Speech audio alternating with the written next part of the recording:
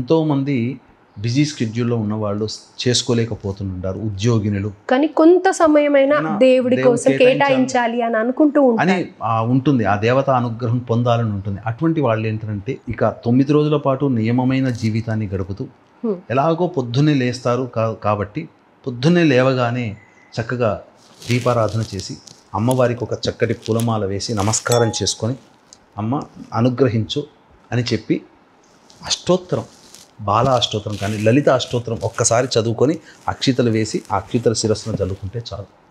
అమ్మవారికి సాయంత్రం నుంచి ఇంటికి రాగానే చక్కగా కాళ్ళు చేతులు స్నానం ఆచరించాల్సిన అవసరం లేదు. కాళ్ళు చేతులు కడుక్కొని శిరస్సును నీళ్లు చల్లుకొని పుండరీకాక్ష అనుకొని నీళ్లు చల్లుకొని తదనంతరం దేవతా పూజా మందిరంలోకి వెళ్ళి మళ్ళీ దీపారాధన చేసి అమ్మవారికి సంబంధించి ఒక అమ్మవారి రూపు, వెండి రూపుగానో లేదా కనీసం ఒక రూపాయి కాయిన్ మీదనైనా కానీ అమ్మవారి ముందర తమలపాకు పెట్టైనా కానీ అమ్మవారి అష్టోత్తరాలు చదువుతూ కుంకుమ పూజ ప్రతిరోజు ఆ కుంకుమ పూజను వాడిన కుంకుమనే వాడవచ్చమ్మ, తప్పేమీ లేదు.